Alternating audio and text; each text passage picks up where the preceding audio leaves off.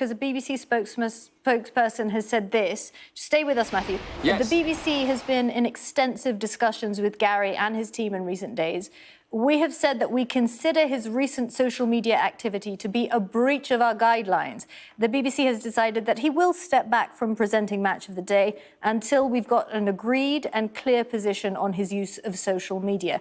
When it comes to leading our football and sports coverage, Gary is second to none. We have never said that Gary should be an opinion-free zone or that he can't have a view on issues that matter to him, but we have said that he should keep well away from taking sides on party political issues or political controversies.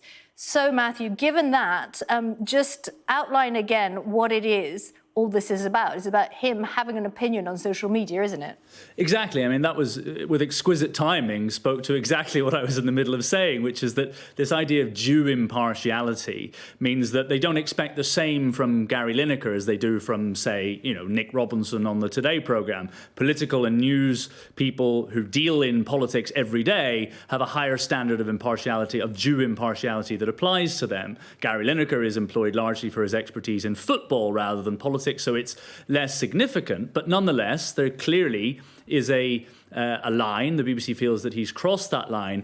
I'm quite interested, though, by that statement in the sense that it doesn't appear that his contract with Match of the Day is necessarily being severed completely. Forgive me, I don't have the statement right in front of me, but it almost sounded as though this was a suspension or a temporary pause. He was stepping back whilst they agreed what the policy would be going forward, and that Gary Lineker perhaps accepted some stricter controls on what he says on social media in order to continue presenting Match of the Day. So that's an interesting possibility. The BBC also has social media guidelines for its staff, and that's also another thing that the BBC will have considered in terms of whether or not Gary Lineker breached it in his tweet the other day about, just to remind people what it actually was that he said. He compared some of the rhetoric and wording that's being used by the government over the small boats and migrant crisis to similar to what was being used by Germany in the 1930s, he said. Clearly, the BBC feels that even by those standards of due impartiality that I outlined a moment ago, he's gone too far.